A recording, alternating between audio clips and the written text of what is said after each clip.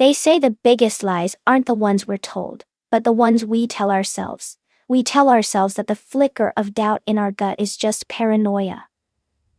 That the small, sharp inconsistencies are just misunderstandings.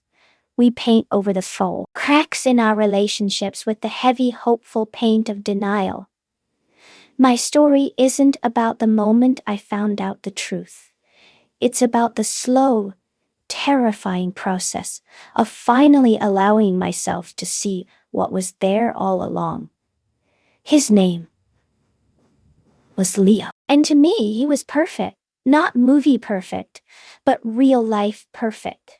He had a laugh that could make you forget why you were sad and a way of looking at me that felt like coming home.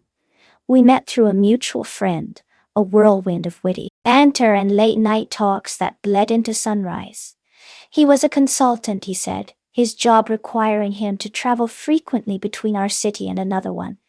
A few hours north. I never questioned it. It was just part of his life, part of our life. The first year was a dream. He'd be gone for 3 or 4 days, then back with me for the weekend and the start of the week. When he was with me, he was with me. Phones away, full attention, making every moment count. He called it our sacred time. It sounded so romantic. In hindsight, I see it for what it was. A perfectly constructed cage. The cracks started small. So small, you could barely call them cracks. More like hairline fractures in the glaze. He had 2 phones, one for work, one for personal use, he explained. It made sense for a busy consultant, but his personal phone, the one for us, was like a fortress, and he'd smile apologetically and say, "Just work, babe," before stepping onto the balcony to take it, closing the glass door behind him. I asked him about it once, gently. "You seem to get a lot of work calls late at night," I said, trying to sound casual. He put down his fork and took my hand. His expression was a carefully crafted mix of concern and hurt. "Clara," he said, his voice soft, "you know my job is demanding. I'm doing all of this for us, for our future. It hurts me that you think I'd be doing anything else. You have to trust me. Do you trust me?" And there it was. The classic maneuver. I was no longer the one with a valid concern. I was the one who was untrusting. I was the problem, so I apologized. I felt ashamed, and I buried the doubt. But the doubt didn't die. It was a seed, and his actions were the water and sun that made it grow. There was the time he came back from a business trip with a faint tan line on his ring finger. When I pointed it out, he laughed it off. Weird, right? Must have been from holding my pen or something in a meeting. There was the sweater he wore home one day. A soft gray cashmere sweater that I had never seen before. "Oh, this," he said. "I got cold and had to buy something on the fly.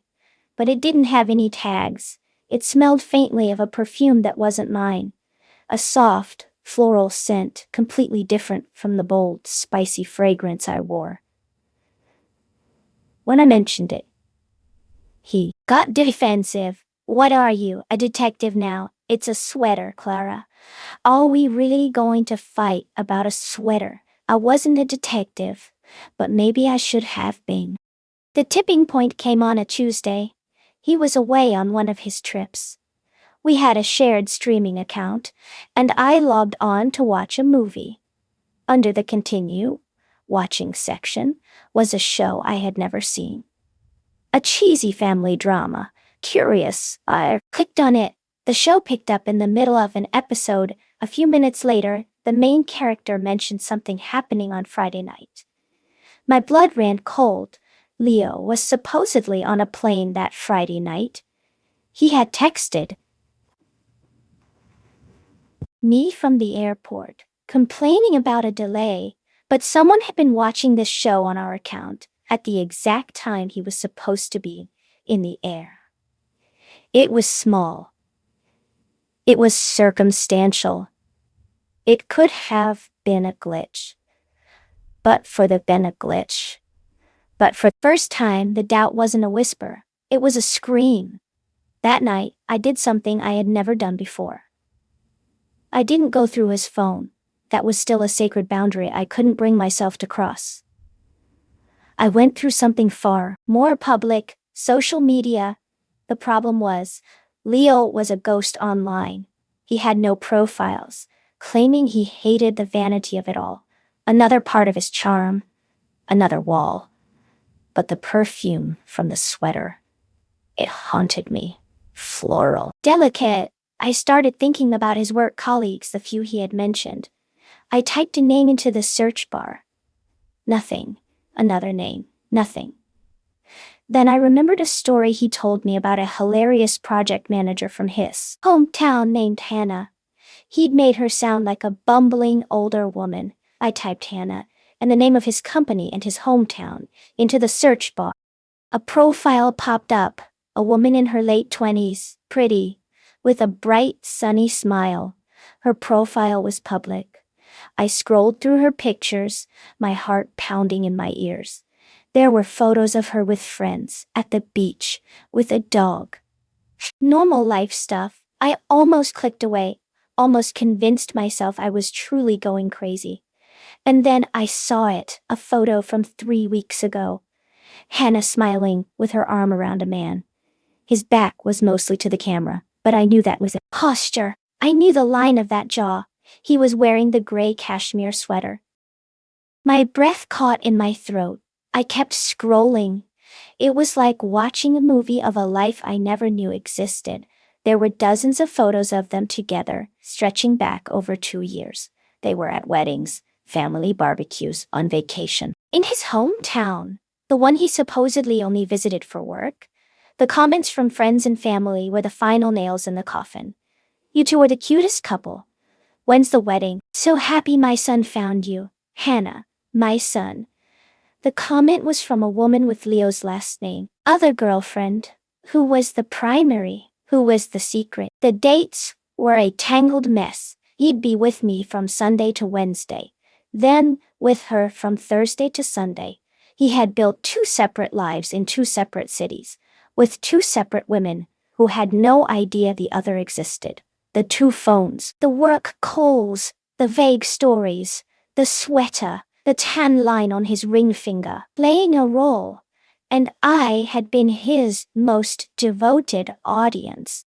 I didn't cry. The time for tears was over. The gaslighting, the self-doubt, it all evaporated in the cold, hard light of the truth. I wasn't crazy. My intuition had been right all along. And in that moment, the deepest sadness was replaced by a strange, chilling clarity, and then a surge of pure, unadulterated anger. He was due back the next day. I didn't pack my bags. I didn't run. This was my home. He was the guest. He was the ghost. When he walked through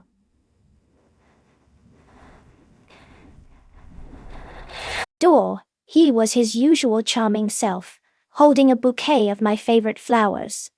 "Hello, beautiful," he said, leaning in to kiss me.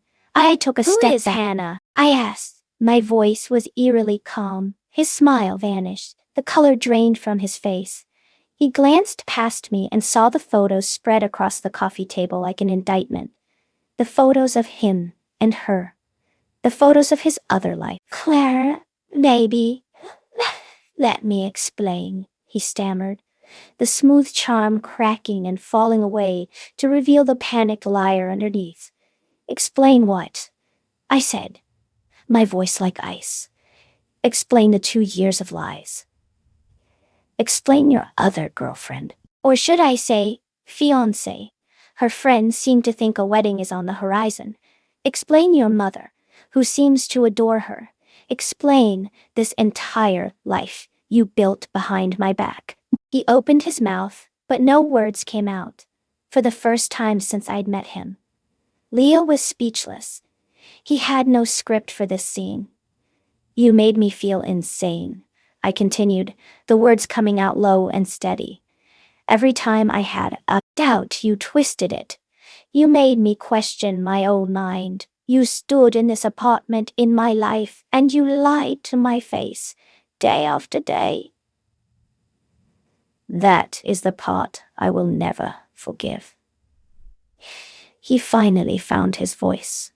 I love you, Clara. It was complicated. I messed up, but it's you I almost laughed. It was the last desperate lie of a drowning man. No, you don't, I said, the realization hitting me with the force of a physical blow. You don't love me. You don't love her. You only love the game. You love the game. Control. But the game is over. I walked to the front door and opened it wide. Get your things, I said, whatever you have here, and get out. He just stood there, stunned. Clara, please. Let's just talk about this. That's when I finally said the words that would become my mantra, my liberation. There is nothing to talk about. I'm done. I'm walking away from you, from this, from the lies. Goodbye, Leo. He left. He took his 2 phones, his few changes of clothes, and his shadow. As the door clicked shut behind him, the silence in the apartment was deafening. But it wasn't an empty silence. It was a clean silence. A peaceful silence. Walking away isn't a sign of weakness. It's the ultimate act of strength. It's the moment you choose yourself over the beautiful, painful lie. It's acknowledging that your peace is more important than their presence. My story started with a man, but it ends with me, alone, yes, but not lonely, whole, and for the first time in a very long time, completely, totally saying, trust your gut.